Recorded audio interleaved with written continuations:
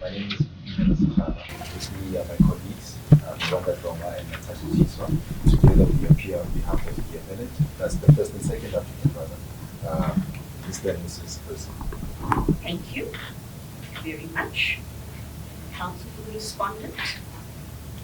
My name is Nono Pavanda, lead counsel for the respondents. Here with me is my learned colleague, Karabo Marebate for first junior counsel and second junior counsel, Thabo Makubane. And together we appear as the respondents. Thank you. Counsel, can I just ask this?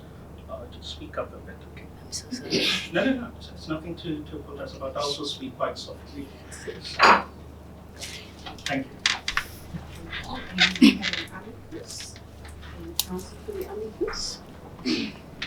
As it pleases the court, I'm Prudence Mate, the senior counsel for the amicus. With me is my learned colleague, Thobelani Ngobo, who is the first junior counsel for the amicus jury, and Ntabiseng Konyani, who is for the second junior counsel, and together we are for the amicus jury, as it pleases the court. Thank you. I see there's an application for condemnation. There's an application for condemnation by the applicants as well as by the respondent. May I inquire if these applications are opposed? If I may hear counsel for the applicant first. Do you oppose the respondent's application for condemnation? Justices, the applicants do not wish to oppose the respondent's application. Thank you. Respondent, do you oppose the applicant's application for condemnation? Justices, the respondents do not wish to oppose the applicant's condemnation. Thank you. Does the amicus wish to add anything to that? As it pleases the court, the amicus jury are not opposing the condemnation. Corrected to thank you.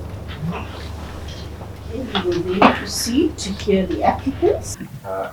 Justices, as previously introduced, my name is Igama Sekhala. Justices, before you, I'll be dealing with two critical issues raised by the facts. The first of which is whether Section 6.1 of the Citizenship Act has any application in the case before us. And the second the second fact would be whether Section 8.2 of the Citizenship Act has any application in this case. Now, Justices, in turning to the first issue of contention, that being of whether Section 6.1 applies before us today. Our submissions in this regard is that Section 6.1 does not have any application in this matter, and this is premised on three reasons. The first of which is that NER does not amount to a country under international law. The second of which is that there was no formal and voluntary act as required by Section 6.1 for the acquisition of citizenship of the alleged foreign state. And thirdly, the third submission would be that Rachel undertook this alleged taking of citizenship while she was a minor.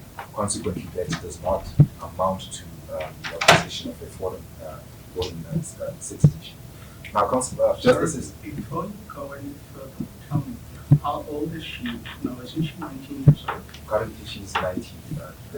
And have any of her views changed from the time she was a minor to now? At present, Justices, we are informed by the facts before us that she wishes to return to South Africa. No. I've not asked you whether she wishes to return. Have her views that presented in her renouncing her South African citizenship changed from the views that she held back then? Because you said that she held those views and renounced her citizenship whilst she was a minor. She's now 19 years old. Indeed, Justice. Do you have instructions on that? I most certainly do not have. You don't have instructions. Is it anywhere on affidavit? On the file, on the case file before us, we are informed, or rather understanding the main reason why she left the Republic. Firstly, was to marry one of the members of the fighters taking part in NAR in the NAR forces, and probably secondly to rather engage in, or not necessarily engage, but to have a feel of the activities. But that position has, since that time, has actually changed, and hence we are before this court at this present juncture. But my question was not about very interesting. I'm asking whether her views regarding the renunciation of her citizenship and the coupled with the views regarding her racist views have fallen away now that she is 19 years of age. Just Deputy Chief Justice, in that regard, it is our submission that the views have, to a certain extent, they have changed, because To what extent have they changed? at present it's more of reminiscing of the time before, particularly when she left, or of what initially, or rather the reasons that led her to leave. This was recorded in an actual interview, which I believe my colleagues will be touching on. It's more of reminiscing of those particular moments, but the views in our it is our submission, and that the views have shifted. So what does it mean when she says if she could go back in time, she would do it again? As I stated, that it's more of reminiscing. It's quite memories of what she sort of experienced, just as already, because we need to be cognizant. If I could direct the court's attention to a particular case, that of Duncan versus Braylon and Harvard, where particularly racism was at the focal point of the case. It's a constitutional court case, and the courts were of the view that the guarantee of equal rights and dignity may not prevent racist or racially offensive conduct on the part of those who do not uphold the Constitution. And adding further to that, does that mean that the right to equal treatment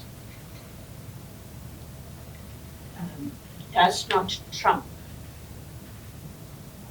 the right to uphold the Constitution? So the primary right is to uphold the Constitution. And do you say that the right to equality or to dignity is a right which is less superior than the obligation to uphold the Constitution? Is that your submission? Chief Justice Hasim, on that, I would say yes and no. And to expand on that, my submission is this: the right to equality is not an absolute concept. It is subject to limitation. The right to dignity, on the other hand, is is a right that's not susceptible to limitation. So, do you have the authority for that proposition? I could cite the Fori judgment decided by the Constitutional Court, where the right to equality was. Is that the question about same-sex marriages? In a nutshell, that's precisely yes. That's where the concept of Let's equality. say that the right to dignity is non-derogable, whereas, or rather, is not subject to any attenuation, so to speak, while the right to equality is. Chief Justice Ori, it's Justice Bente, please. Justice Bente. Considering it from that regard, and based on your questioning of the actual context of the law, my viewpoint was from our obligations, the obligations of the Republic under the ICCPR and all, considering the fact that certain rights such as that condom dignity, such as that of the rights not to be subjected to torture or degrading human or non. Mr. Igama wants to there. Now that you've spoken about it, raised the issue about the Republic's obligations at international law, you would also have to agree with me that the Republic's obligations at international law are not only located within the ICPHR, as well as rather PCR, as well as the UN Charter, the African Charter and its protocols, but also at international customary laws, are not so. That's correct. Now, if that is indeed so, Mr. Sekhala, you now sit with a client, right, who seeks pathway back into the Republic, in spite of the fact that she's now made an election to opt out of the Republic, to join a terrorist organization that is in unlawful occupation of Egypt, Libya, and Sudan, right? Right. And if that is indeed so, how does it now become the Republic's problem? Given the fact that your client's conduct, truly speaking, is no different, does not differ much from Adolf Hitler's conduct, now does it? Save for the fact that Adolf Hitler basically presided over the extermination of basically a race. Your client's views do not differ much from those of Adolf Hitler. And the discriminatory practices your client supports are also akin to apartheid, which the last time I checked, the UN had declared a crime against humanity. Why must the Republic harbor a criminal? I'm going to allow you to think about that. I'm going to allow you to turn that around in your mind. But I'd like to take you back, because your argument, as I understand it, is you want to persuade us that neither Section 6.1 nor Section 8 of the citizenship applies. Indeed. So I'm going to allow you you've made a note of the questions that were put to you. I'm going to allow you to turn that in your mind. And I'd like to take you to the 3 points that you wish to make, and then we'll go back to the question if necessary. But before we do that, I simply want to confirm, because I think I see from your answer what you were trying to explain to me and how it came into this right to dignity.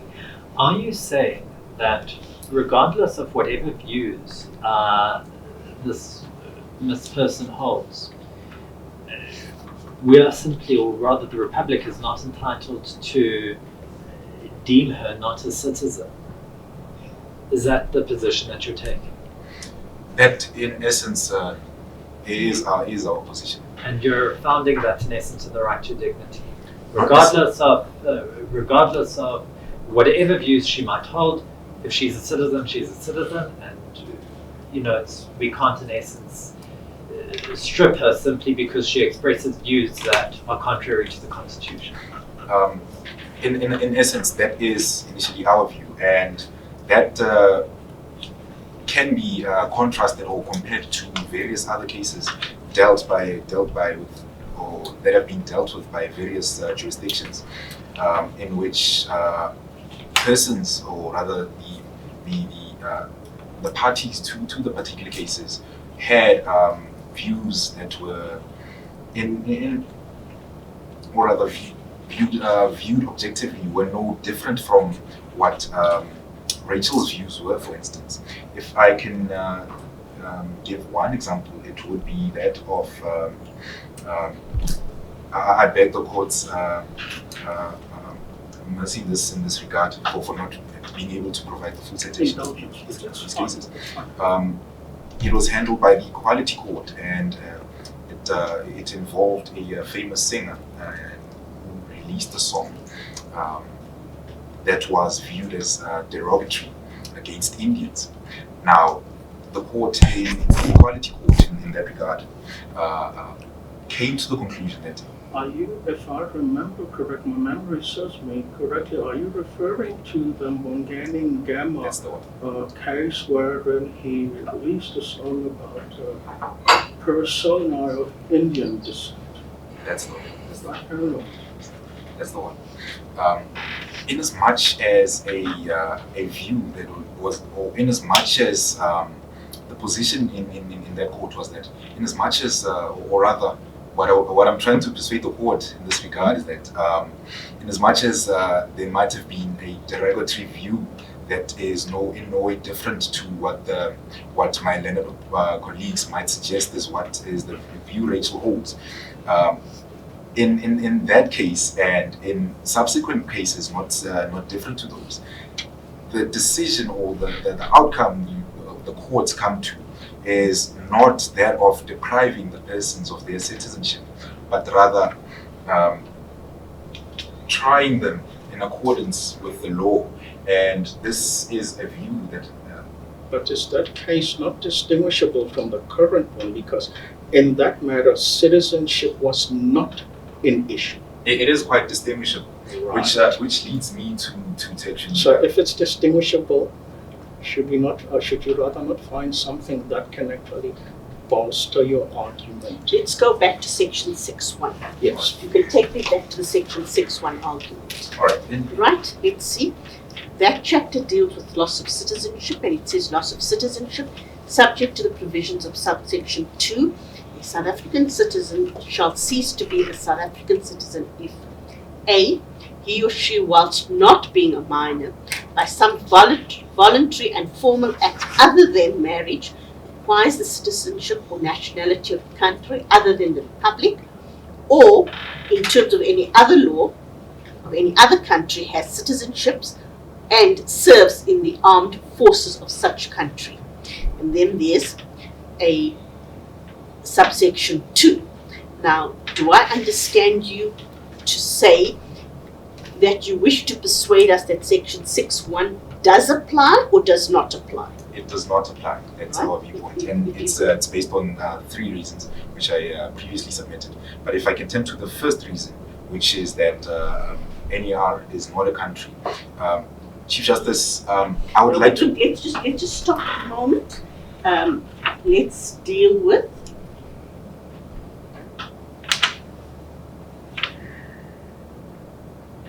No, go ahead. Thank you, Chief Justice. I would like to. Is your answer not? Is your answer not that being a minor, she could never have made the decision to relinquish citizenship? That's one of my answers, Chief Justice.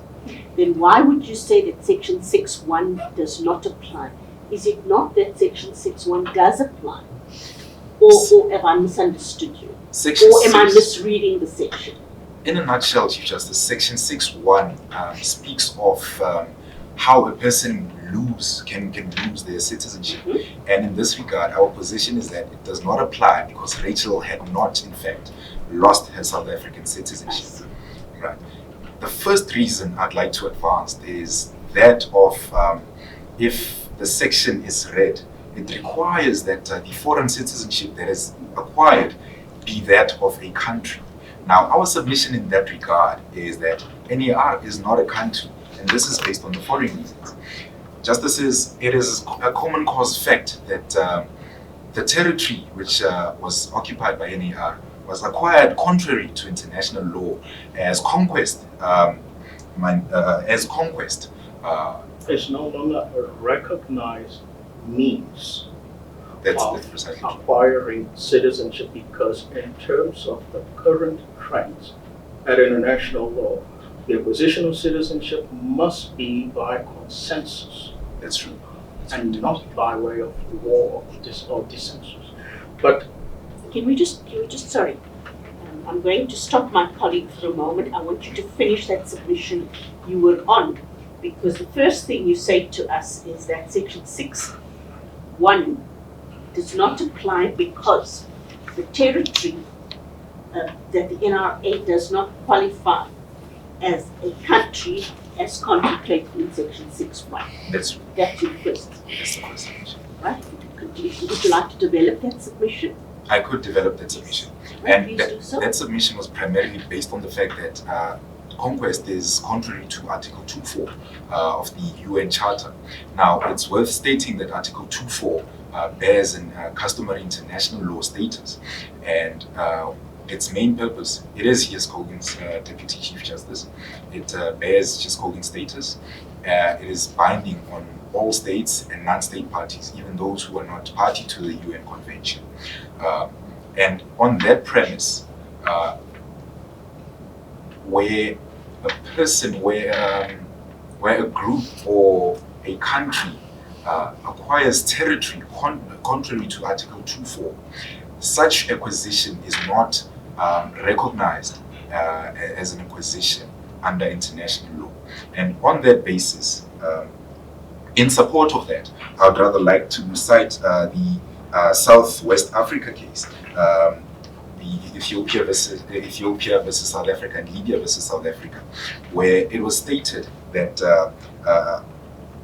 conquest is no longer a recognized mode of acquiring new territory. And it is on that primary basis that we submit that the region does not amount to a country. And from that is the first reason we advance that Section 6.1 does not have an application in this case. The second reason we would like to advance is that there was no formal and voluntary act as required by Section 6.1 to attain or acquire the territory of another country, and that's if the court has a different view with regards to the submission that NER is not a country. So Is this your alternate submission? it's not necessarily an alternate submission, but it is more of a primary. We had three primary points. If we were to find in your favor that in fact the NRA doesn't qualify as a country by reason of the UN Convention, is that, if we were to find in your favor, is that the end of the case? It primarily would, the inquiry would end there, because then it would demonstrate that there had in fact not been any loss of citizenship. All right, okay, you could proceed to your next submission. In proceeding to my next submission, that of the fact that Section 8.2 does not apply in this case. Section 8.2 in a nutshell empowers the Minister of Home Affairs to deprive the citizenship of citizens of the Republic, and in this case that was done supposedly to be in the public interest. So in dealing with that contention, I would first like to bring it to the court's attention that and this was primarily stated in Bowens versus the Minister of Transport. It's that the threshold question with regards to whether or not a certain decision amounts is reviewable rather. The threshold question should be, is that decision an administrative action? And our submission in that regard is that by its very nature, a decision by the minister to deprive a certain individual of their citizenship does indeed amount to an administrative action, and this finds support in the John Pierre Mahinga, John Bemba Mahinga versus the Minister of Home Affairs case where the deprivation of citizenship under Section 8 was actually considered, and the court came to the conclusion that that very decision does indeed amount to an administrative action. Having established that indeed it is an administrative action, the pathway, this was advanced in the Minister of Home Affairs versus the Public Protector decision, that the pathway that should be taken where a decision or an administrative decision is taken to review, the pathway that should be taken is that should in a nutshell be that of Section 6 of the Paja Act, or rather of Paja. But hold on, now are you dealing with Section 8 of the Act? Indeed, in dealing Okay, with so Section 8, you've left the question of Section 6 of the Citizenship Act. we've concluded that. Okay. I've got a question that I think it more or less tags along with the question that my brother made earlier to you, which the learned Chief Justice asked you to park. And in essence, I suppose the question really boils down to this. Let us suppose that this was a case of, I don't know, Osama bin Laden and South Africa revoking his South African citizenship if he had had it. Now, supposing that this person said in an interview in public, I am planning to travel to South Africa, and when I get there, I am planning to carry out acts of terror. Now, is it not open to the Republic, to the Department of Home Affairs, to say we're going to take steps under Section 8 of the Act, in essence out of security reasons? Because we believe that the interests and the vital core of South Africa is at risk. And one way of protecting it is to deprive this person of his, not deprive him of citizenship entirely, but to revoke his South African citizenship. In answering your question, primarily I would have dealt with it when addressing the rationality aspect of the decision. But to answer your question, Justice, our view in this regard is that first of all, the scenario you presented before me, Justice, is quite distinguishable in this case, and that is firstly because. So you're saying if that were the case, then. If that were the case, if there were genuine security concerns, right, then definitely. But we need to consider the rationality of the decision in relation to the facts before us. So you're saying there are no security concerns? We are. That is our submission. That is our primary submission. That there are no security concerns in this regard. And if I would just expand on that submission, another case I would like to cite is that of PEPCO, which was of the view that an administrative decision has to be taken on an accurate factual basis, as a result of which, where a decision is not taken in accordance with the facts, such decision is also subject to review. Now, both elements, or rather both cases, are actually quite apparent before us. Firstly, Rachel is not a citizen of Britain, and this is a fact that was objectively, or rather conveniently, ignored by the minister. It could be, if I can. Do I understand you to be saying that while she is eligible for citizenship by virtue of descent, she is not a citizen? That's my submission. Factually, she's not a citizen. Factually and legally, she's not a citizen of Britain. That is the submission we are advancing. Right, now you've dealt with two of them. It's Section 6.1. You've dealt with Section 8.2, and you said there was a third basis. The third basis was again that of speaks for itself. Rationality and unreasonableness. The minor, you say she wasn't a minor. That's a question of fact, whether she was a minor or not. Well, it falls primarily under Section 6.1, but in dealing with that, when this decision was taken, or when she flew into this particular region, if the court could afford me just a minute to conclude on this. You have 30 seconds. Right. When the decision was taken, or when she decided to fly into this region, she was 15 at the time, and an objective reading of Section 6.1 requires that a person who renounces their citizenship be of majority status. Okay. So you say that particular section was then not complied. It was not complied. Definitely, and that is my submission. So to wrap up. And what order do you seek? In this regard,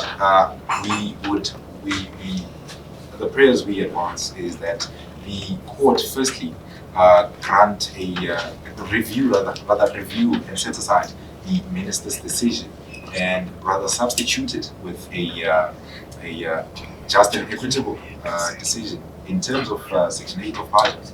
But that's not what I'm seeing in your heads. Justices, That's not what I'm seeing in your heads, because the first prayer in your heads reads as follows: the minister's decision is reviewed in terms of Section 25 of the Citizenship Act, and then confer, bury, or set aside the decision of the minister. indeed. That is what I see. So that differs materially from what you're telling us. Indeed, Deputy Chief Justice. Now what do I do? What, you were talking about just and equitable relief. That's That's what you want. That's what you want. And what do you submit is just and equitable relief in these circumstances? in these circumstances, it is just and equitable to allow her and her minor son to return back into the Republic, because she is, in fact, in law, still a citizen of the Republic, contrary to the views the minister has treated. Thank you very much. I've no further assistance. I'll hand over to my You've got no further submissions. Thank you very much. That's your case. Thank you. First junior counsel can now address us. You needn't repeat the submissions which your leader has made. If you could, you could make separate submissions. And it's Ms. Shlongwa. Yes. Thank you, ma'am. I would like to make two submissions. The first submission is that there has been a violation of the Constitution in regards to Section 20 and together with other constitutional rights. So there has been a. Section 20. So you said the first submission is there has been Yes. a deprivation or violation Deprivation. of citizenship. Yes, and Federal. other constitutional rights. Sorry, I was asking because I didn't hear properly. Thank you. Carry on. The second submission is that the decision made by the respondent is unjustified according to Section 36, which is the limitation of rights clause.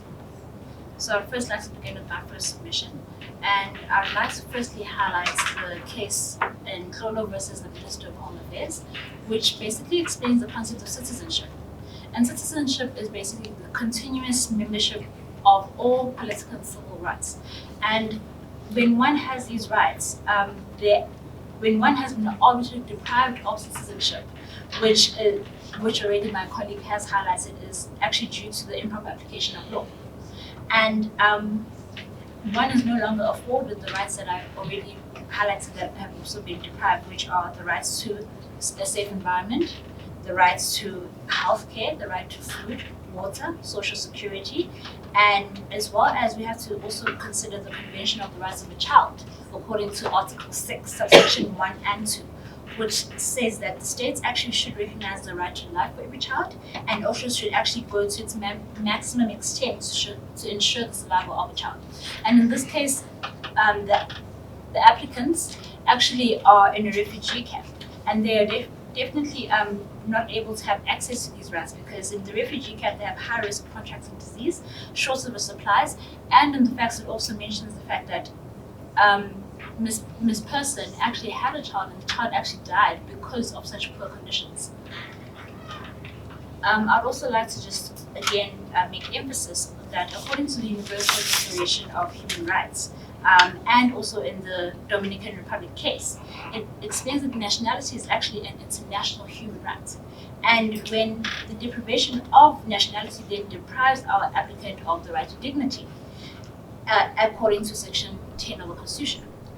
And the violation, and then I'd like to further submit that the violation or the ignorance of Section 35 of the Constitution, which is the presumption of innocence, our opposing respondents have decided to actually become a prosecutor, judge, and executor, in that they submit that the applicant has committed a crime by just the mere association with the NER. And Can I just stop you there? Yes. Has Ms. Person not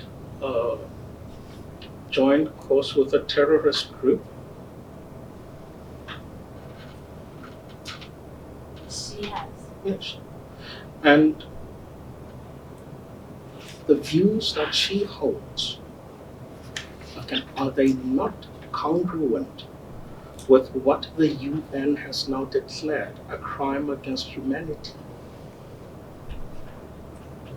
Yes. not physically done anything. Doesn't matter whether she's physically done anything or not. The fact of the matter is, on account of those very views that she holds and supports and is not even apologetic for holding, 3 territories have been occupied illegally. Is it not so? And her conduct, isn't it conduct that falls now within the purview of either the AU or the UN?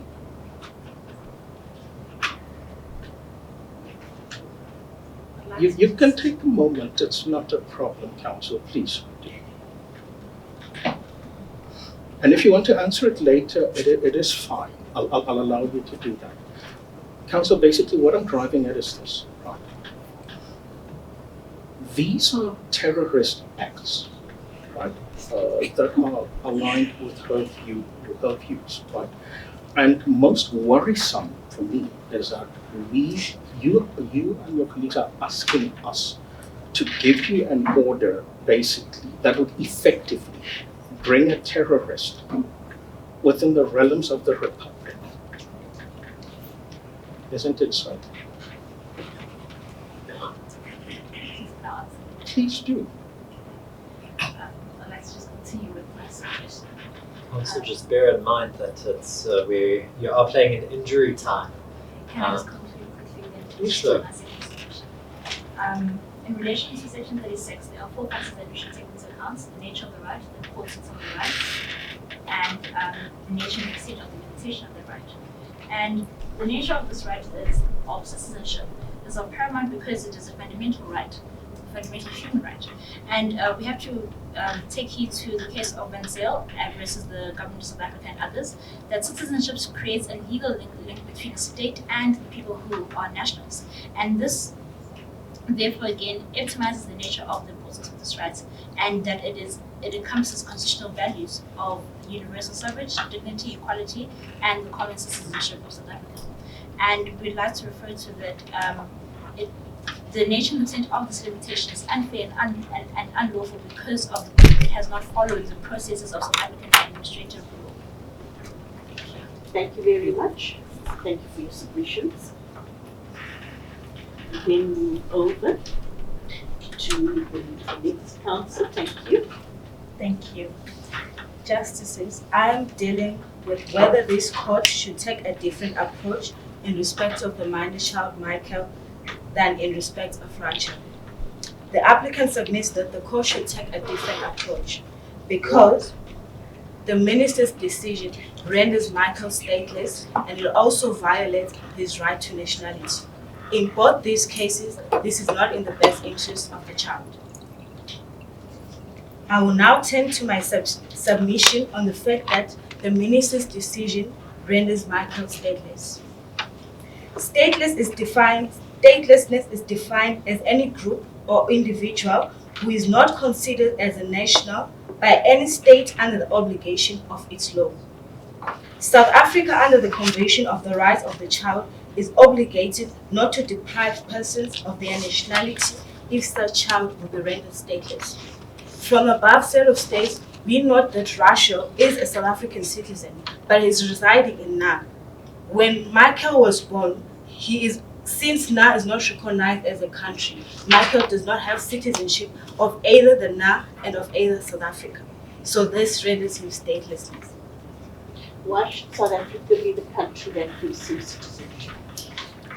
I think South Africa should be the country that gives him citizenship because according to Section 21B of the South African Citizenship Amendment Act 17 of 2010, it states that if a child who is born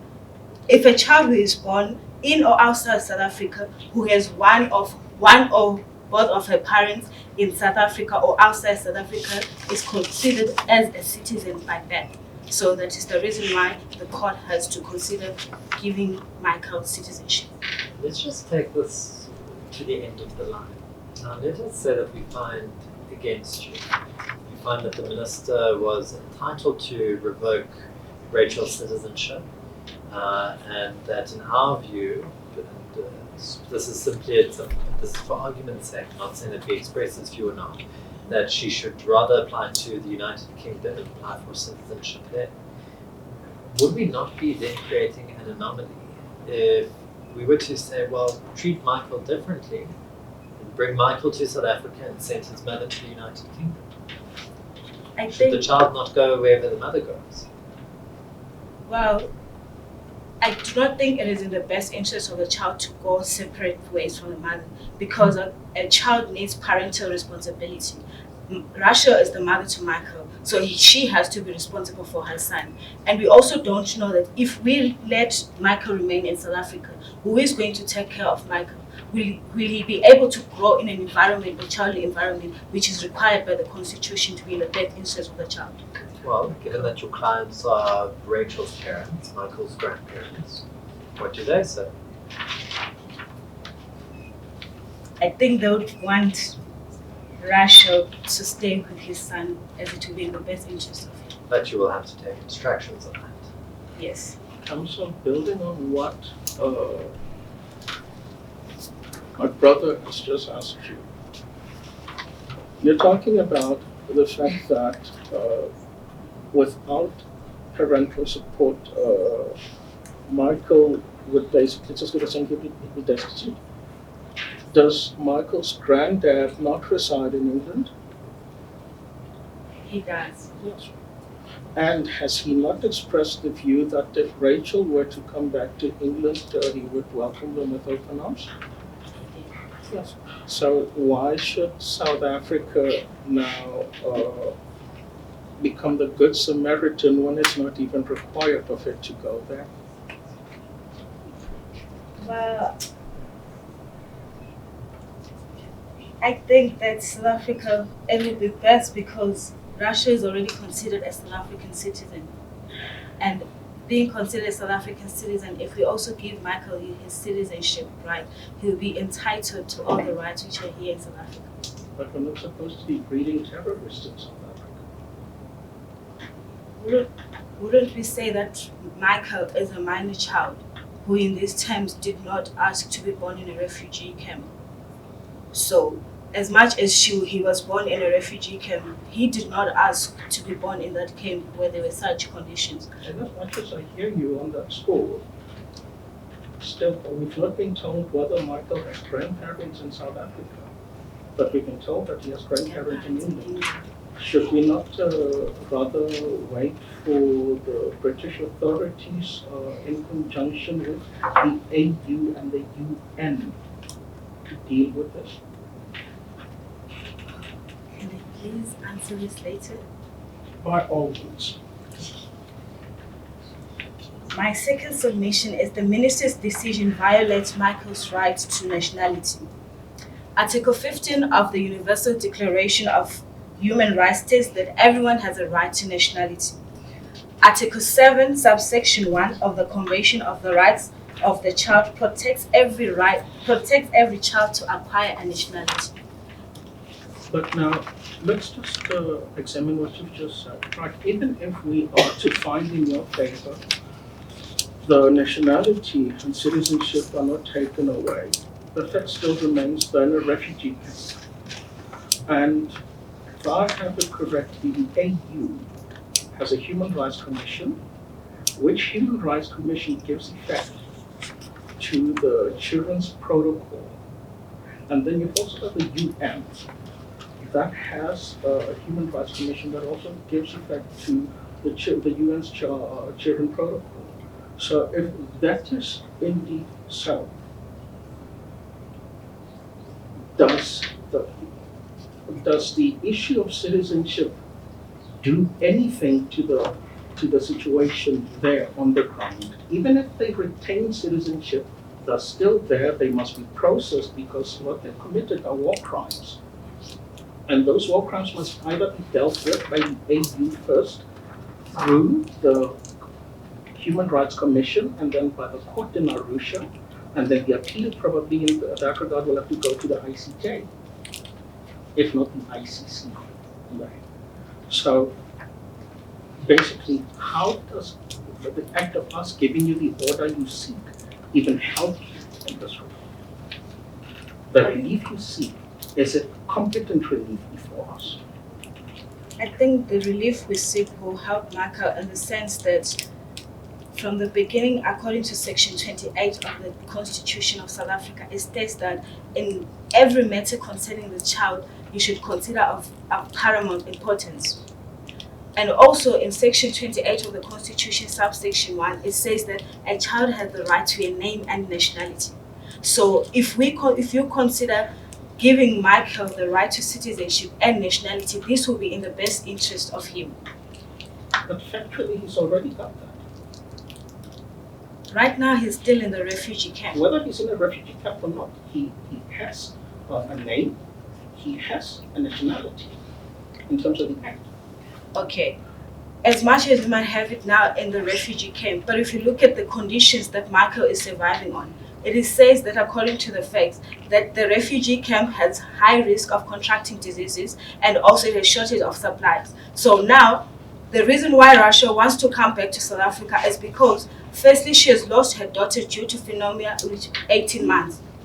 And now, she is afraid that she is also going to lose Michael because of the conditions which they are living in the refugee camp. They are not in the best interest of a childly environment.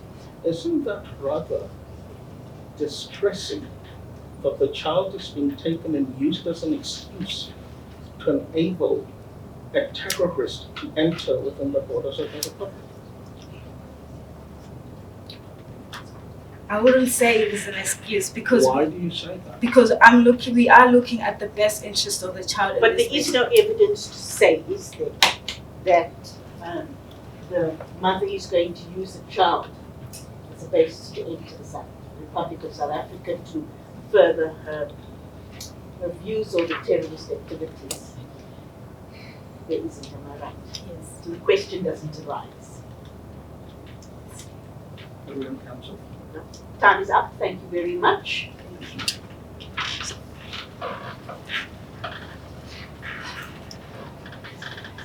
But now we hear counsel for the respondent. Firstly, in dealing with the first issue of Section 6.1 of the Act, I would deal basically with just administrative action. That will take up the bulk of my argument. And in dealing with administrative action, I would deal with firstly the nature of the administrative action, the pathway to administrative review, the basis for the action in being reviewable, and finally the Act itself and the application of Section 6. Now, firstly, my justices. Sorry, you're at Section 6, are you? Yes. Now, can I ask you this question? Yes. You talk about administrative action. I'd like you to develop this into your argument. You talk about administrative action, which then must mean that there's got to be a decision. Yes. In order for there to be a decision, the minister must have said something. Has the minister invoked Section 6.1? Is there a decision that is taken in 6.1 or is the decision taken in Section 8? So I'd like you to consider whether PAJA applies to Section 6 at all, or whether that Section 6 operates, whether Section 6 becomes effective by operation of law. My understanding is that there's two ways in which a person can lose citizenship. One is by his or her own conduct, and the second one is when the minister takes a decision. Yes. I'd like you to factor that into your argument. Should I answer it now or during the Factor it in as you go along. Okay. Right? Just bear in mind my view. Yes. Or my question to you is whether there can ever be any sort of administrative action that can be challenged under Section 6. All right? Just to answer that question is actually dealt with extensively. But to answer you very briefly, I dealt with it in PAJA under lawfulness, and I refer to this as a jurisdictional fact. What the minister did is referred to by me in my argument as a jurisdictional fact. I will deal with this extensively. Of Section 6. Yes. Okay. Okay, so administrative law is basically the regulation of public power by public functionaries, and in this case, the minister is an executive, not the legislation or the judiciary, but he's in the executive body. Therefore, this means that whatever this court's interference has to firstly, if this court is to interfere with the minister's decision, this court has to have a rational basis for that. And secondly, there has to be a judicial basis for the review of the action of the minister. Now, the reason why I'm stating this is that there are five pathways in which there could be judicial review, or basically the basis of judicial interference is 5. Firstly, it's Section 33 of the Constitution. Secondly, it's common law, the common law principle of legality expressed in S versus Marcia. Thirdly, PAJA itself. Number 4, it is special statutory review and the common law. Now, for the purposes of this case, counsel respectfully submits that the pathway relevant in this case is PAJA. That's number 1. Number 2, the reason why the actions of this minister qualify as administrative action is that where an organ of state is exercising a public power, performing a public function in terms of legislation, it amounts to administrative action. Now, what is the legislation in dispute in this case? That is the South African Citizenship Act.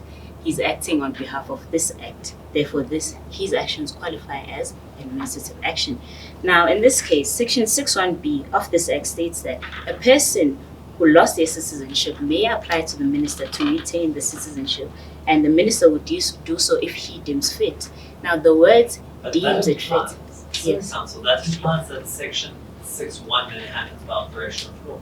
I can lose my citizenship without the minister lifting a finger, without the minister making a decision. And if I would like to reapply and obtain my citizenship, then I have to make an application. And the minister then makes a decision, yes or no. Is that not the case as far as Section 6 goes? Can you rephrase what you just said, please? Basically, what my brother is saying is that if he understands you correctly, Yes. right?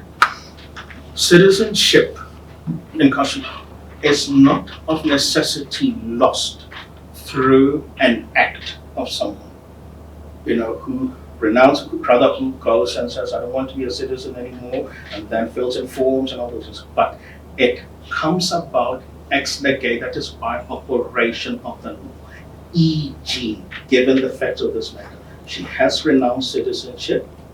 She went and joined a terrorist organization, and then now Section 6 basically has been triggered into operation, given the facts of this matter by operation of the law, without her having to file forms and all those things, and the minister having to receive those forms.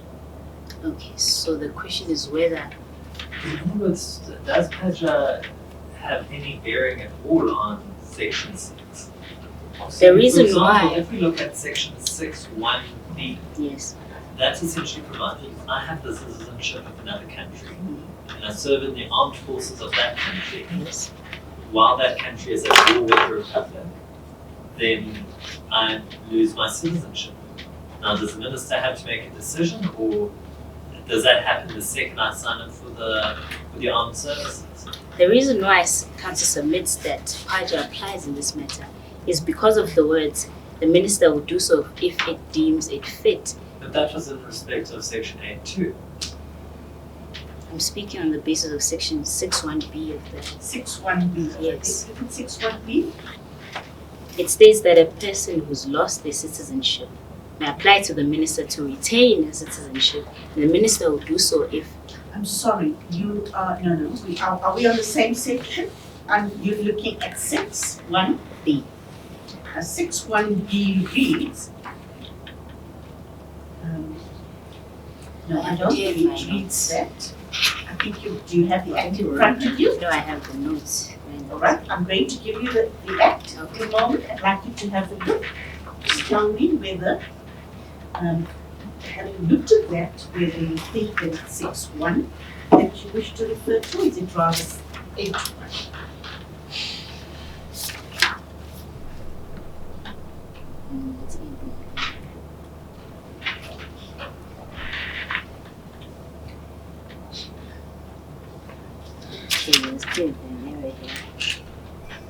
Is this the amended act or the original act? That should be the amended act. That is the amended act. I refer to the bill of the amendment. That's how I got this in the first place. But can I just answer your question as to why I think Paja applies? Please, before you go any Yes. further, let us just check. I think what you're referring to,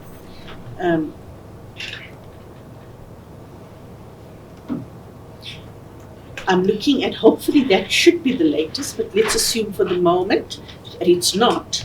And that what I'm looking at now is the latest. It says,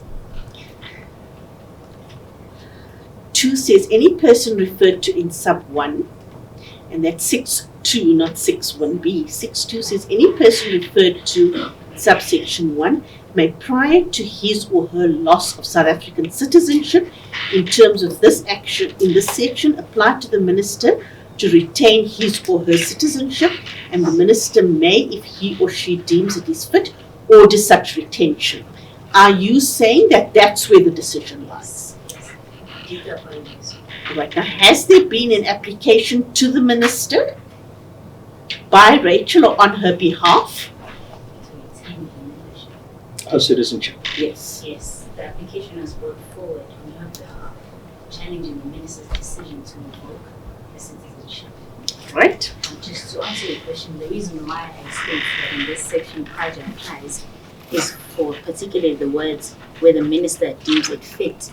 Now, in the Lucky Horseshoe case versus the Minister of Energy Affairs, it was stated that the content of the opinion is subjective and that it is the minister's opinion and not that of a notional reasonable man or court of law. Therefore, the reason why I state that this falls under Paja is that where jurisdictional facts are concerned, Section 6.2b of Paja states that where the minister basically has subjective statutory discretion, it falls under jurisdictional fact. But here we're dealing not with an application under 6.2. Under 6.2, we're dealing under the loss of citizenship.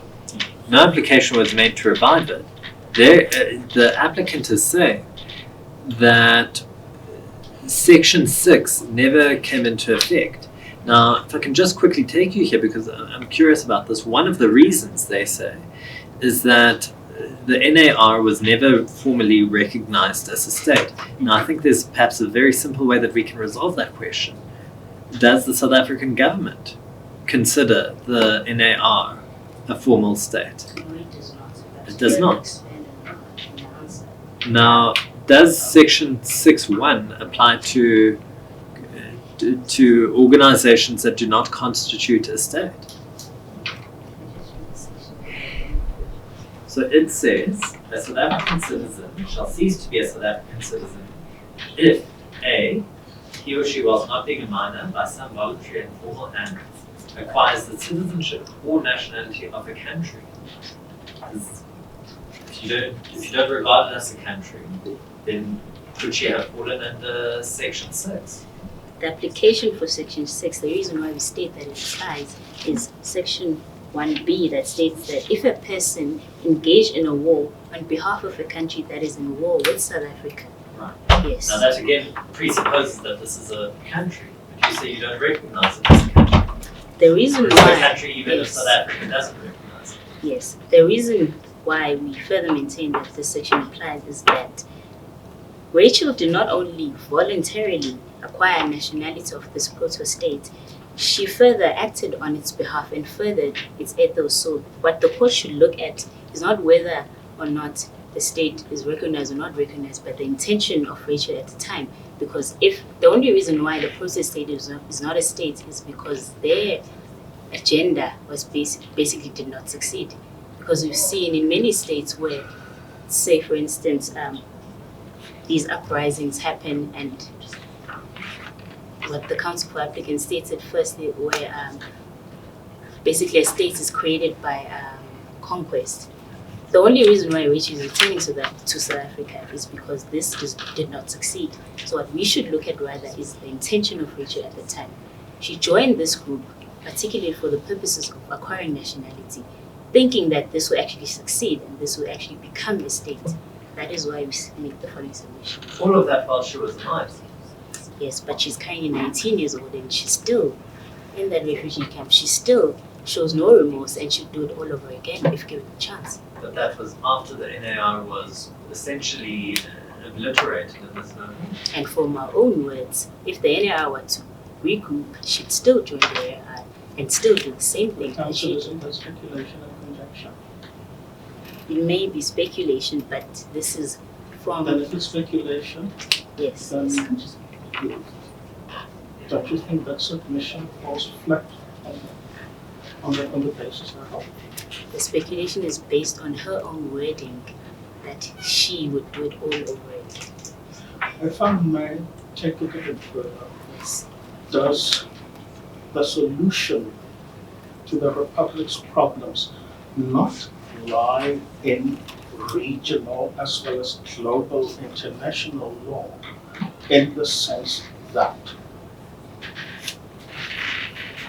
currently Rachel finds herself in a refugee camp. Yes. It should not matter which country's citizenship she holds,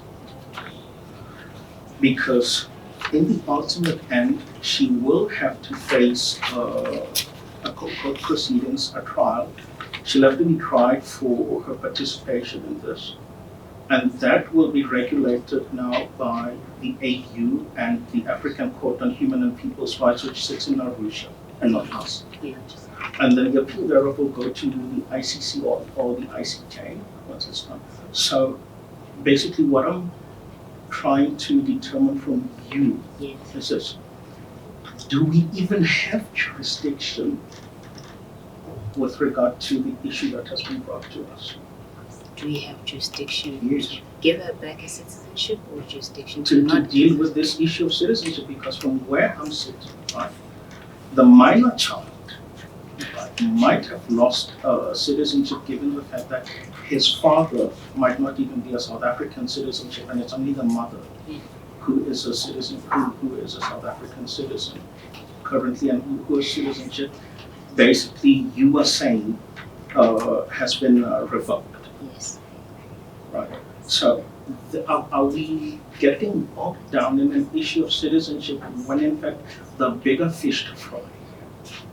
I think that was what was on the minister's mind, because council did not actually consider jurisdiction in her research. That's fine. Yes, but I think I'll submit that that was all part of what the minister considered when revoking her citizenship, because if we were to take Rachel back as a citizen, that would mean South Africa is now interfering in international law cases that they have no jurisdiction over.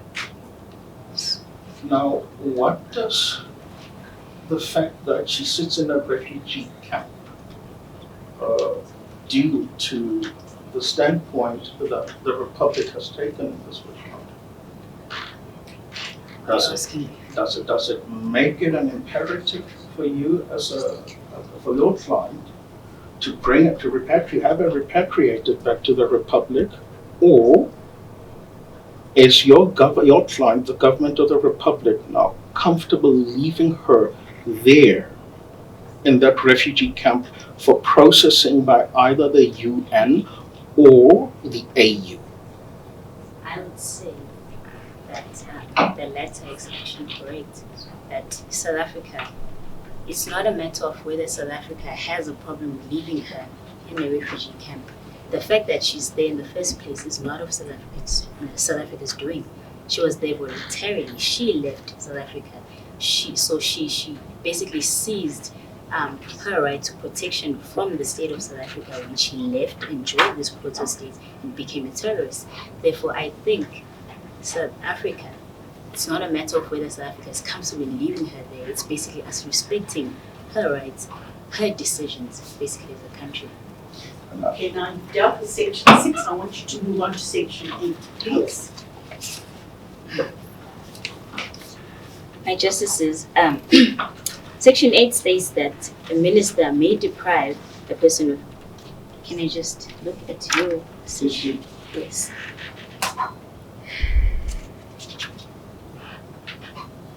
Yes. Section 8.2 states that the minister may deprive someone of their citizenship if it is deemed to be in the public interest to do so. I want to stop you right there. Public interest. So the important thing is the minister makes a decision if it is in the public interest.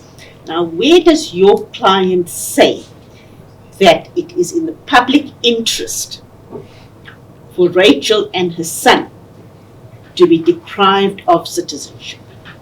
Where does he say that? My client does not explicitly state that it is in the public interest, but my client refers to the section in the Constitution that states what the Republic is based on, the rights and responsibilities of someone who is a citizen, because it's not enough for you to be a citizen. There are responsibilities in you being a citizen. So he said, so if I understand your client's case to be that by virtue of her having left and supporting the ideals of an organization that are contrary to our own constitution, that in itself renders her return contrary to the Republic of South Africa, to the public interest. Is that your client's case? Not that in itself, but the fact that as a citizen you have a right and responsibilities. She did not comply with her responsibilities as a citizen of this republic to respect human dignity, to not engage in gross human rights violations. It's not that in itself, but the fact that she did not respect human dignity in a post-apartheid South Africa that has undergone gross human rights violations in the past years, colonialism, slavery. I could go on all day.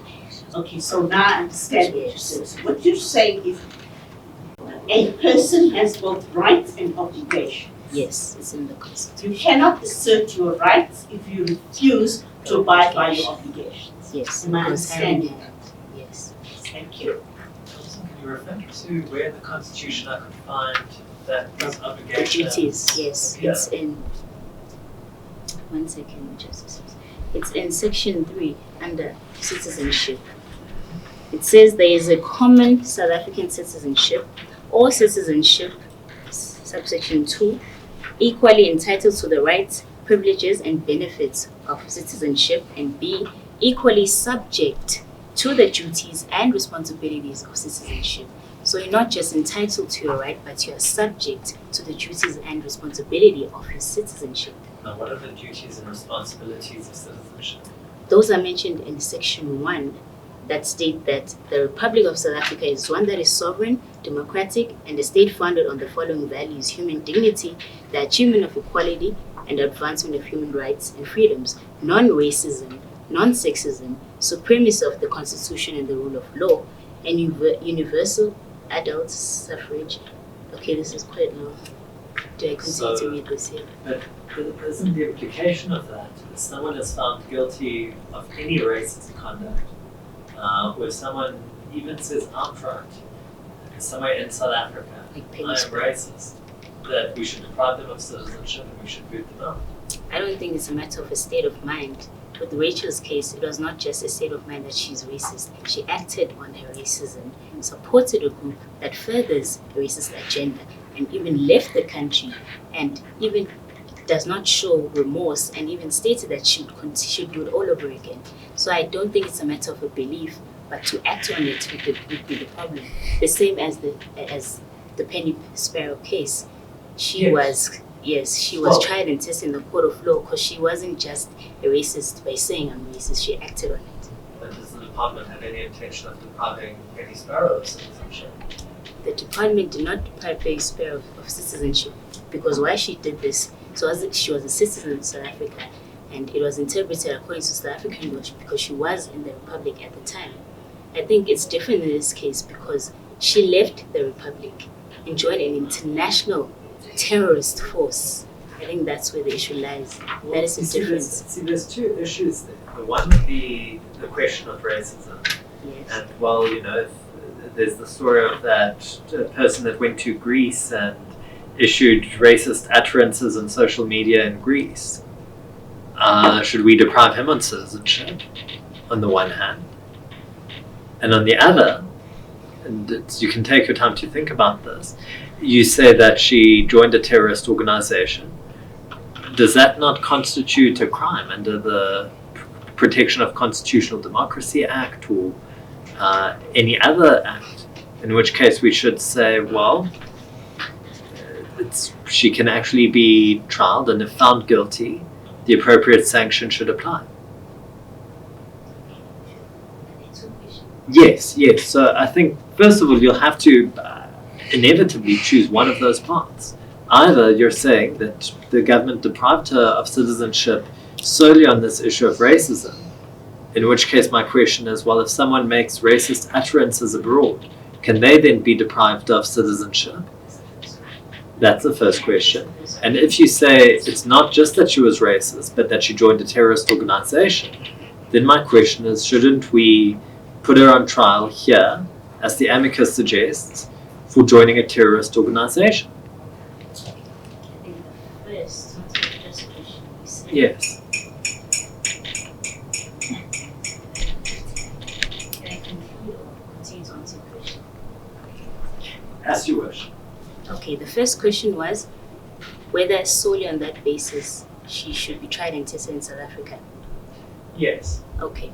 So I'm- if you say that you deprived her of citizenship because she essentially conducted herself as a racist abroad, does that empower the government to deprive any person of citizenship solely because they conduct themselves in a racist manner abroad?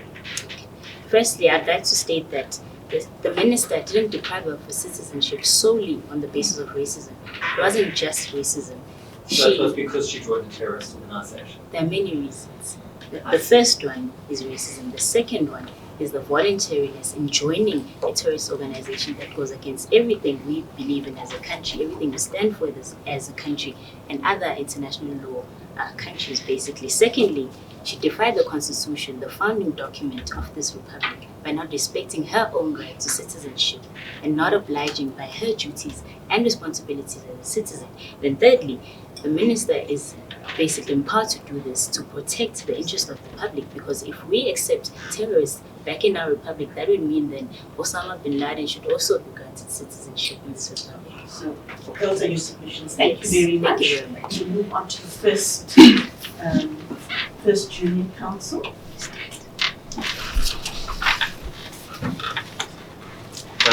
Thank you, Justices. As per the directive, Council will be addressing legal issues on paragraph 28.3 and 28.4 respectively. And if I have it correctly, you're Mr. Mandamati. Yes. Right, carry on, sir. Before I address the issues, I would like to draw some attention to this Honorable Court to the interpretation of Section 20 of the Constitution as a whole. All right. Section 20 is a directory provision, and as such, it creates latitude for the minister to either do what it is saying or deviate from the section itself or the provision rather. Should he not have a basis for deviating therefrom? In fact and law. In some circumstances, he has to have the basis. All right, carry on. This is justified in the interpretation of statutes, where it made a distinction between peremptory and directory provisions. Therefore, it is evident that in this matter we are dealing with Section 20, and which is the directory provision. Taking into account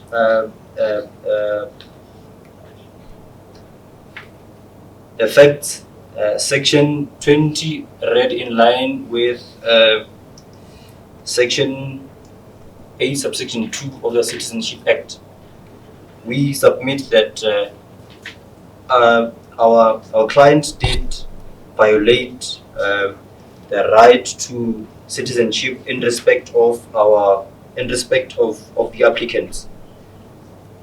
And we further submit that there are no any other violations conducted by our client. And in addressing legal issue 28.4, whether whether or not our client's decision was justifiable in terms of Section 36 of the Constitution, which is the limitation clause. Are you going to address us in terms of 36 subsection 1 or 36 subsection 2?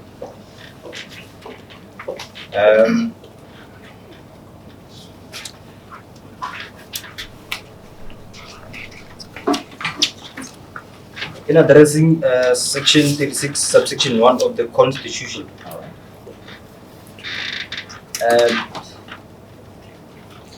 as it is the law of general application, I submit that yes, both the final Constitution and the Act are classified as laws and apply equally to all South African and persons who seek citizenship.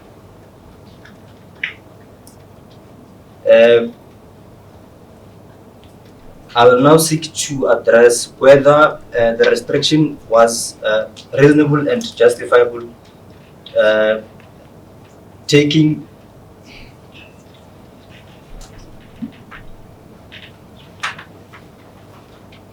in respect of Section 31 to Section 6 Section 36 subsection 1 A to E, and any other relevant factors into account.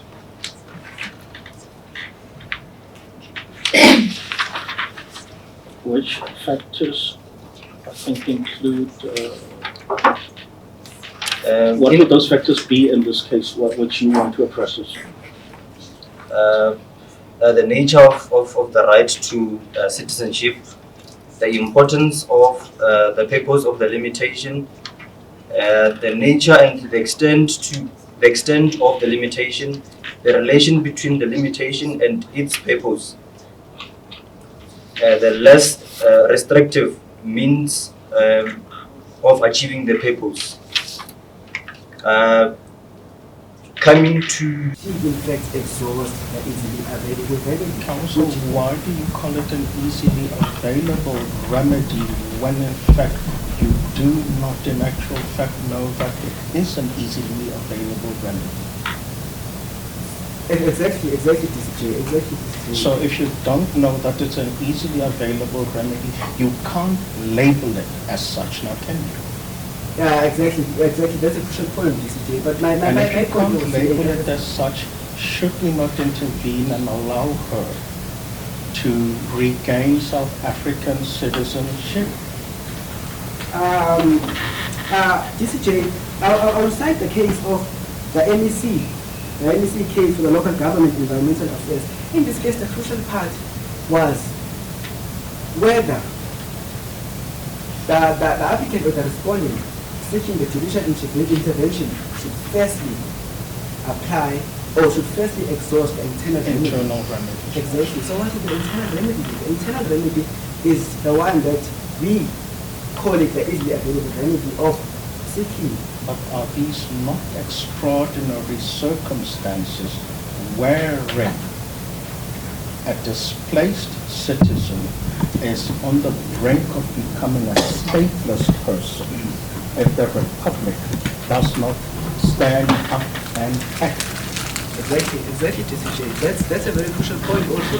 But in this case, you must not forget that you are dealing with the minor. You are trying to protect the minor. At the same time, as my co-counsel explained, that you are rejecting the application of Ms. Pearson in Central Africa.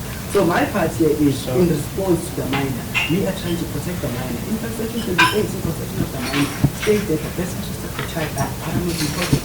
So which are the best interests of the child? The best interests of the child are the ones that do not expose the child to greater danger. May I ask you this? Yes. You say the position that must be taken in relation to the mother must be the same position that was taken in relation to the child. Precisely. Because that's what the best interest of the child The best interest of the child is the foundation of our argument. That's what brings the child in the minor as one. So if you doubt the best interest of the child, obviously we will allow this court, in fact, or let this court, in fact, look at the matter if whether or not is this, in fact, a permissible remedy in the case of returning to South Africa. But since there is the best interest of the child at stake, you must not only deal with the mother, but you must also deal with the child. It's not only about the mother, there's a child involved in this case. will retention of Ms. Pearson to South Africa expose the child to greater danger? Our submission is that based on the interview and based on the subjective consideration of her argument, I mean her speech, which was publicly announced to South African Basic Possibility to aggregate. I just want to understand that whatever position we take insofar as the mother is concerned is the same position we must take as far as the child is concerned. Exactly. Do you have any other submissions you wish to make? No, If the answer is no. CJ, there are no further submissions, but in fact, can I please highlight my point so that you understand where was the source of my argument? No, Okay, so that's if- fine. We've got your argument. Time is up. Okay, can I please say the prayers and Yes. okay. We pray that this court dismisses or does not grant the retention of Ms. Pearson. And the counsel for the respondent also prays that this court dismisses the application in course. Thank you. Thank you. Thank you very much. This is the court, my justices. I would like to make submissions on the fact that Section 6 of Section 1 of the South African Citizenship Act does not apply in this matter. And the fact that under Section 8 of Section 2, the minister was empowered to act, however, he acted unconstitutionally. Why do you say that? As it pleases the court. You're going to develop, that's your second argument. That's my second one. So you get there, you can deal with the DCJ's question when you deal with your argument in Section 8.2. Okay, I didn't hear that clearly, but... Just repeat your... If I understood you correctly on the last part, you said that the minister's conduct was unconstitutional. Is that not so? Under Section 8 of Section 2, That's right. he is empowered to act, however, should he act based on the reasons that he has given, he's going to act unconstitutionally. All right, so you will address So why you'll you say address that. it when you get to it. You meant to see it. You have of course heard the arguments that have already been presented before this court by the applicant and by the respondent. Yes. We won't need to rehash any of those arguments and repeat them. Okay. And you've also heard one of my main concerns on the issue of jurisdiction, irrespective of which way we rule. So carry on. Okay. I would briefly like to break down Section 6 of Section 1, even though the applicants have already explained why it does not apply in this manner, in this circumstances. Are your submissions different to theirs, or are they a repetition of? They are similar, however, I'm going to take a different approach. Right, I'm going to give you some leeway. As the amicus, you need to bring a different perspective. So if it's going to be, if you're lying yourself with the submissions, you may say so, but where your submissions are different, if you could express those views. Basically what my sister is saying is you don't need to repeat the aspects that are similar. Align yourself with them and then get us to the variation part where there's a variance. Right, carry on. Firstly, I would briefly like to highlight the fact that Rachel, when she boarded a flight to Cairo, was actually a minor. Under Section 26 or 28 of the Constitution, it provides that a minor person is a person who has not yet attained the age of 18 years. So, should Rachel not be brought back into South Africa, that would run a risk of presuming that Rachel actually was involved in terrorism act.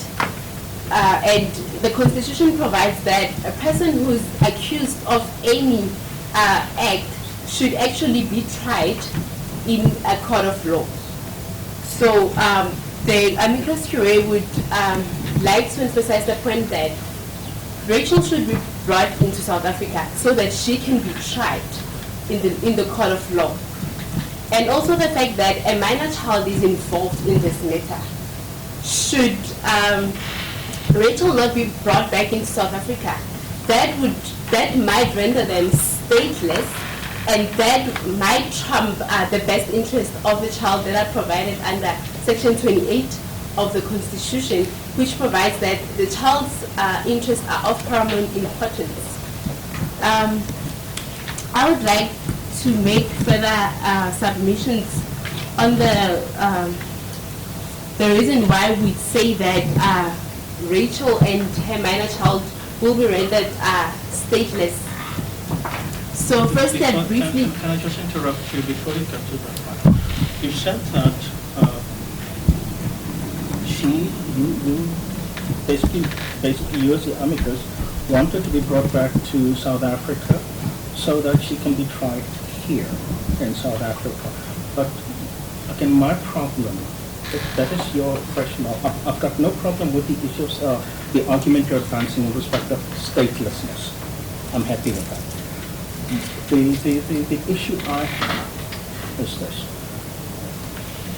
It's up in the air at either regional or global international law level whether a South African court would even have jurisdiction to try her. What do you say to that? If you've not had time to think about it, I understand, and you've not taken instruction because I'm throwing a curveball from you from the bench here. I understand. You can shelve it for later. I don't have to talk into it, but just give thought to it. Okay, your time is up, so we're going to have to stop you, and we're going to have to move on to your co-counsel. The fact that you haven't finished your submissions is no fault of your own. Okay, thank you. Okay, as it pleases the court, I will be addressing two issues based on whether I'll tell you the way we're going to do that. You've got 3 minutes to talk uninterrupted, and you've got 2 minutes to deal with questions if there's any. Okay, so it is now 12:45. Okay. Just to begin, the respondent is empowered according to Section A2 of the Citizenship Act to revoke citizenship. It's clear that they are empowered. But as my co-counsel has highlighted, that it should be constitutional when doing such. And also revoking citizenship of the applicant would imply that his court is actually promoting the applicant to continue doing crime because taking into account that the crime of terrorism in South Africa is a very serious crime. So, but the mere effect of revoking the citizenship and not taking the applicant into a trial would indirectly imply that his court is actually saying to the applicant, continue doing crime. And just to continue to highlight the Terrorism Act, the actions of the applicant do satisfy the definition of terrorism in accordance to the Terrorism Act. And according to the Terrorism Act, since she is charged with the crime of terrorism under Section 5A of the Terrorism Act of South Africa, the applicant must appear before a court according to this act. And I would like to highlight Section 34 of the Constitution, which is about the right to a fair trial, which means that the applicant has the right to appear in court. So the respondent is in violation of this section, since this section affords the applicant the right to be heard in court. So moving forward, I submit that Rachel would not be deprived. South African should not be deprived of South African citizenship based on the involvement of her involvement with the MER. Instead, this court should apply Section 34 of the Constitution and allow it to appear before a court and a matter to be heard fairly. And this was also emphasized in a case, in the Kwanda case, where the court held that the government has a clear has a clear duty to do whatever that is reasonable within its powers to prevent South Africans abroad, however grave their alleged crimes, from being subjected to torture and unfair conditions. So taking into account Rachel's situation, she is a South African citizen and she committed a crime. And yes, she did commit a crime of terror. But South Africa has a duty to prevent her from being subjected to torture whilst she is abroad. Can I just understand your submission, because your time is up? Is that what we should rather do, the approach should be, should bring Rachel in from the cold, so that we have control over her terrorist activities, and two, that she should account for her actions before a court of law in South Africa. Those are your submissions. Right now, can I just ask you one question, and then I'm going to ask my colleagues to ask their questions if they wish. One is, there is absolutely no indication on these papers that Rachel is to be charged in this country or in any other country. Am I right? Yes. Thank you. Council, the last time I checked, the AU and the UN do not subscribe to cruel and inhuman punishment. So if at all she were to be charged with war crimes, she would not be subjected to the death penalty. Hence, the Kaunda case being distinguishable and inapplicable in Kasu, is that not so? It is the principle that you're relying on, isn't it? Yes, the principle.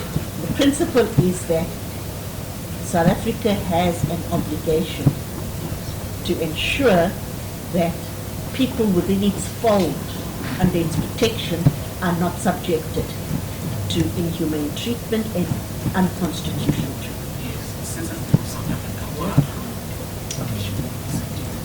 I'm going to move on to the next question.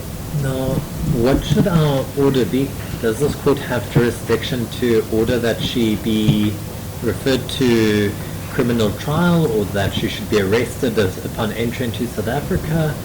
Or do we simply refer the matter to the NDPP and tell them to do whatever they deem necessary under their powers?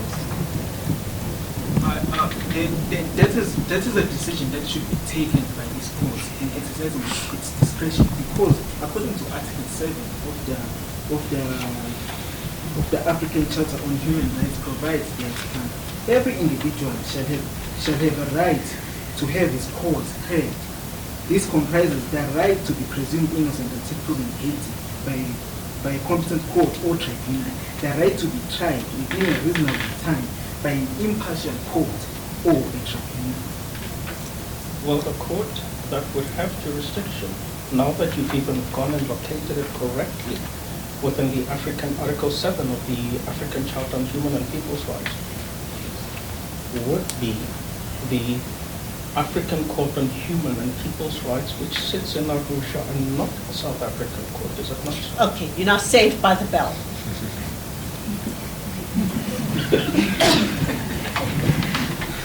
Thank you. Thank you.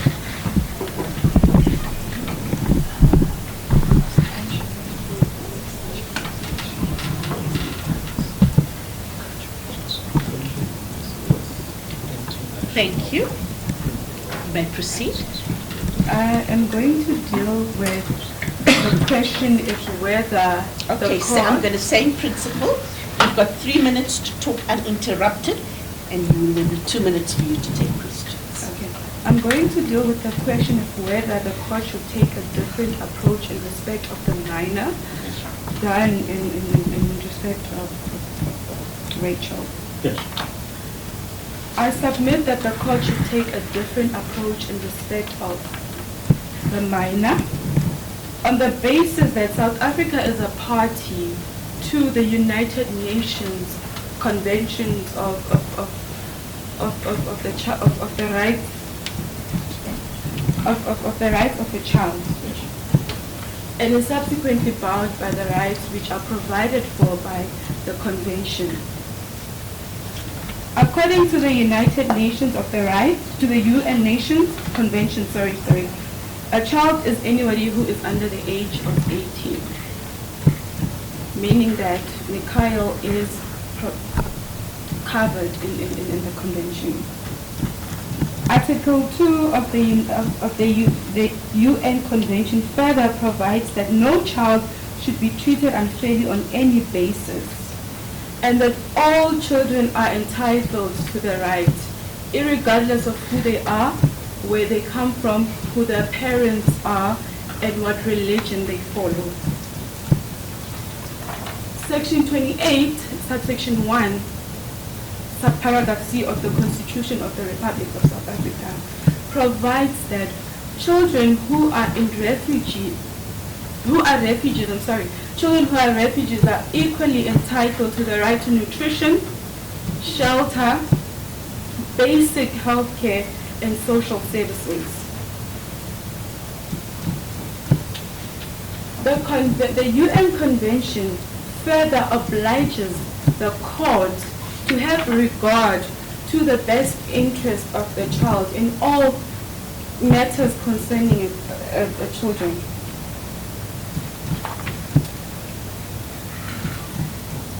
And it further obliges the courts to have respect to the rights of children and preserve their names, their identity, and their nationality.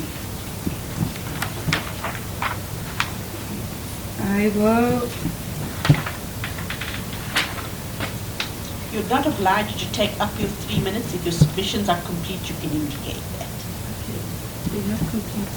Are you complete? No. No. Can I just please proceed? Also mention that a child who is in Mikhail's possession and who's temporarily or permanently deprived of his or her family environment, or in whose own best interest cannot be allowed to remain in the environment, shall be entitled to special protection.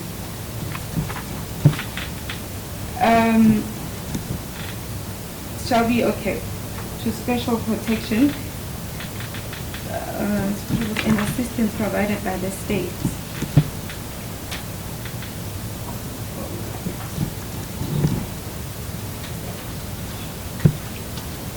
Okay. State parties are further obliged to take appropriate measures to ensure that children who are seeking refugee status or who are considered refugees in accordance with applicable international domestic law procedure shall, whether accompanied or unaccompanied or accompanied by their parents, receive appropriate protection and humanitarian assistance.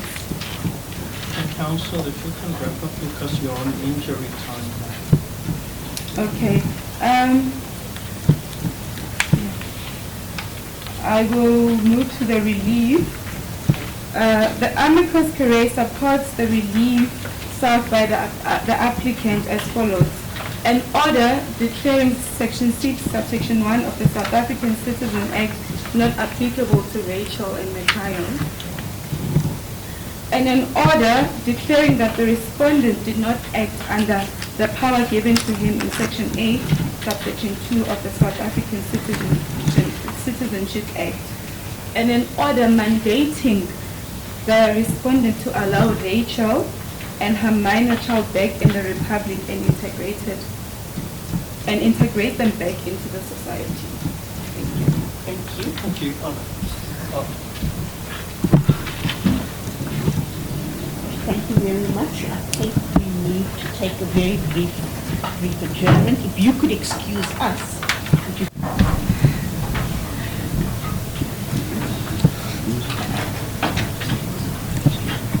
We resume and the court will give judgment in the matter of person and another versus Minister of Home Affairs. with Ubuntu now intervening as an amicus curiae. The facts in this case are common cause. During 2015, Ms. Rachel Person, a South African citizen at the time, left the country to join a love interest who was a member of the New Atlantean Republic, which was a white supremacist militant group that had taken control of the region of approximately 80,000 square meters in North Africa, including the territory in Libya, Egypt, Chad, and Sudan. It was widely condemned as a terrorist group and a threat to peace and stability in the region. In December 2018, a collision of international forces, which included South African National Defence, faced with is whether Ms. Pearson has revoked or renounced her citizenship as contemplated in Section 16, and whether the Minister of Home Affairs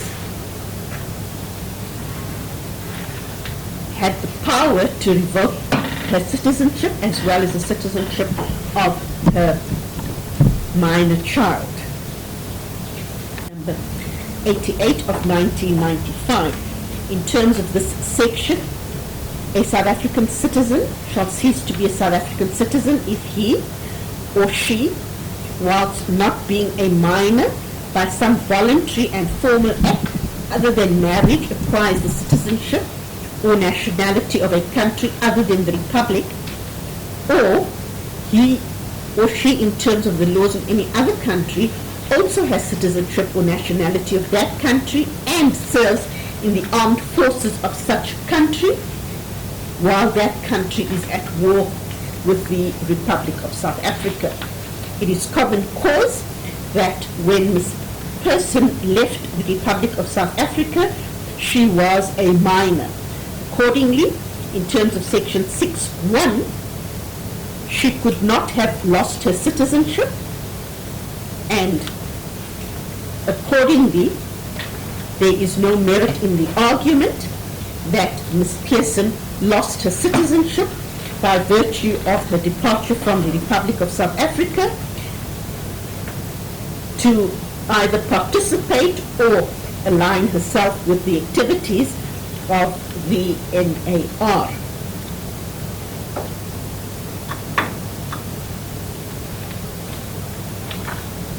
This then brings me to whether the Minister of Home Affairs was entitled, in terms of Section 8, to deprive Ms. Pearson and her son of citizenship. I deal in this regard with Section 8.2 of the Citizenship Act, which empowers the Minister of Home Affairs to deprive a South African citizen who firstly must have citizenship or nationality of another country of his or her citizenship. That is the first requirement. The second requirement is that the minister has to be satisfied that it is in the public interest that such citizen shall cease to be a South African citizen. In my view, the minister's decision to deprive Ms. Pearson and her son of citizenship falls to be set aside in that, firstly, the two facts which are necessary in order for such a decision to be taken by the minister were not satisfied. Firstly, Ms. Pearson was not a citizen of another country or a national of any other country. Secondly, I'm not satisfied that the minister had demonstrated that it was in the public interest that Ms. Pearson and her son should be deprived of citizenship of this country. Accordingly, I propose the following order, in which order my brother Benziv concurs.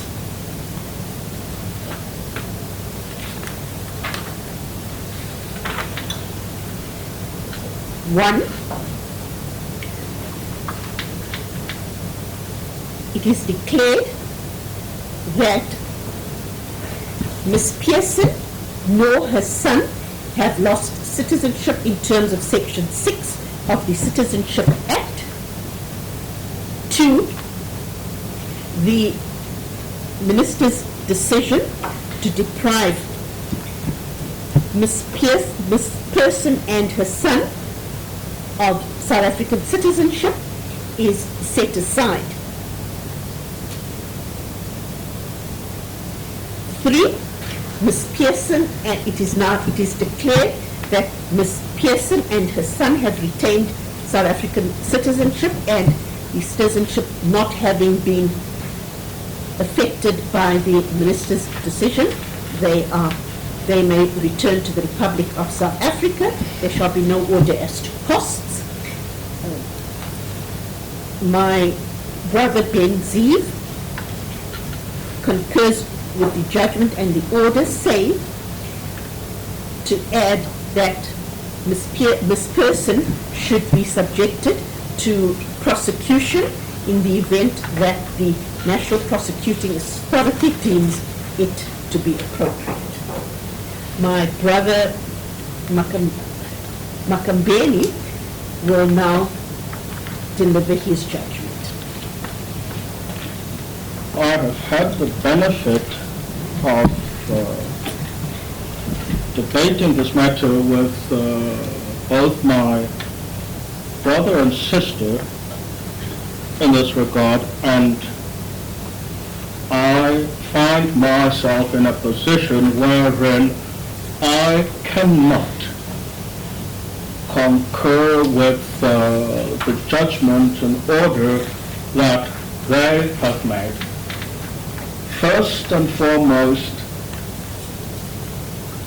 insofar as the issue of referring this matter to the NPA, in line with the suggestion offered and proffered by the amicus curiae, it is my considered view that,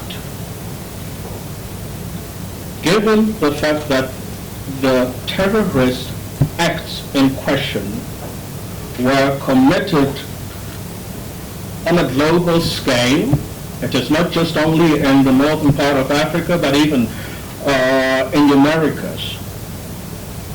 And with that being the case, the courts that would have the requisite jurisdiction to deal appropriately with such crimes would, in my view, be the regional courts. Meaning, with regard to acts committed in the Americas, that would have to be the Inter-American Court on Human Rights, which sits in Costa Rica, and it must be accessed via the OAS, Commission on Human Rights, which sits in Washington, D.C. And as far as issues relating to the three territories, that is Egypt, Libya, and Sudan, are concerned, which is where, and if I have it correctly, the applicant sits in a refugee camp somewhere in Egypt. With that being the case, given the fact that this is a matter that falls within the regional international law tribunal's purview, the issue of prosecution, which has not even been canvassed here by either the applicant or the respondent, as one that must, as a starting point, be dealt with by the African Commission on Human Rights, and then referred accordingly to the African Court on Human and People's Rights, which sits in Arusha, so that once now an appeal has to be noted against the findings of those courts, then it would either go to the ICJ or the ICC, one of the two. So from that perspective, I sternly disagree with the order that was given in that regard by my learned brother and sister. And then, of course, the argument and suggestion that when this person renounced her citizenship, she was a minor, starts off being an attractive one. However, it loses traction and merit when one considers the fact that even after she had turned 19 years of age, she continued to renounce South African citizenship, and in so doing elected statelessness. And Section 18 of the South African Constitution has a freedom of association clause which ties in with the African Charter's freedom of association clause. And it also ties in with the UN Charter as well as the Universal Declaration of Human Rights clauses in this regard. Hence, if she as an adult elected that route, it becomes rather difficult to justify having to saddle the Republic with the burden of bringing her back, allowing her back into the Republic, when in fact the course she has aligned herself with has resulted in global destabilization, or to be more specific, the destabilization of certain regions on the globe. Hence, even from a humanitarian law point of view, she sits in a refugee camp in Northern Africa, and she still has her life, she has her child. One is sympathetic to the fact that she has lost a child, but when one looks at the effects of terrorism the world over, it becomes rather difficult for one to justify the notion that even if they are within our borders, we will be able to control them better or monitor them better, because terrorism has taken the form of urban terror, which states across the globe battle to even keep proper tabs on. And I would be loath to give a judgment and order that exposes the Republic. Then, of course, one looks at the prayers sought by the applicant. And the cardinal rule is that in civil law, one stands or falls by their papers. The first prayer is with respect, not sustainable in fact and law, and as a result must fail. A declarator of what is already obvious, and as far as the second prayer is concerned, is nothing but merely superfluous, because a terrorist organization which is in unlawful occupation of free territories at international law can never ever be regarded as a country. So whether that prayer is sought or not, I see no point in even considering it, because it is a notorious fact. Furthermore, there's the third prayer dealing with the applicability of Section 6 of the Citizenship Act. In my view, the loss of citizenship in Kasu occurred ex lege. And if that is indeed so, then again, one is saddled with the state of affairs we're in. It is not even necessary to make that order. And then, of course, comes the minister's decision, the prayer regarding the minister's decision violating Section 28, subsection 1 of the Constitution. And in as much as one wants to argue that there is merit in this prayer, it is my considered view that in a state of war, because this is what we are settled with, these are not normal circumstances. I cannot reconcile myself with making an order that the minister has violated Section 28, subsection 1. Instead, what is most worrisome is the fact that if the relief sought is allowed,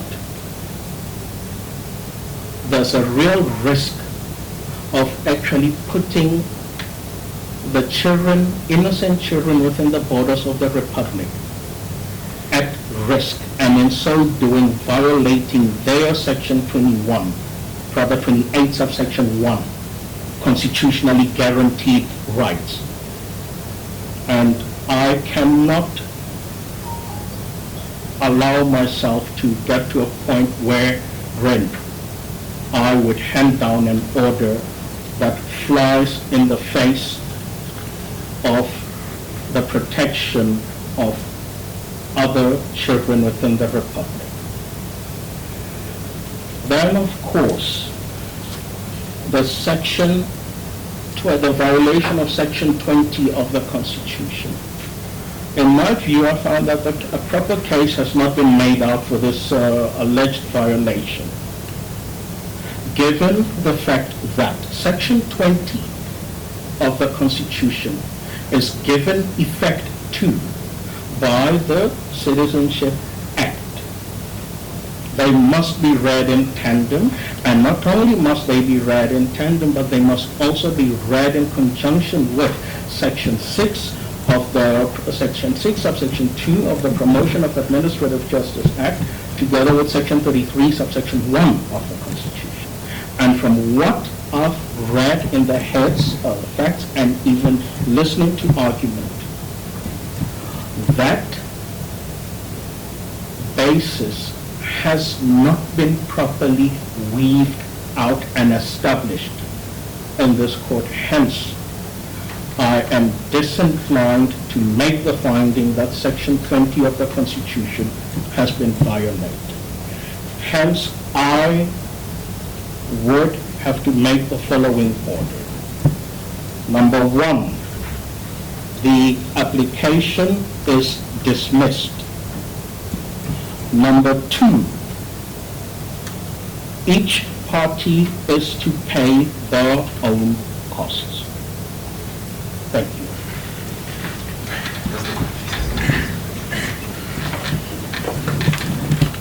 Okay, that just leaves us to thank counsel for their very able argument and assistance in coming to a decision. Thank you. Court adjourns.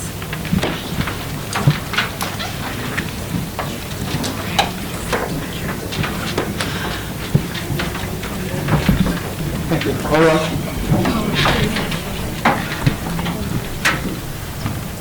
I believe it's time for the interviews, and those who have to do those interviews must position themselves accordingly.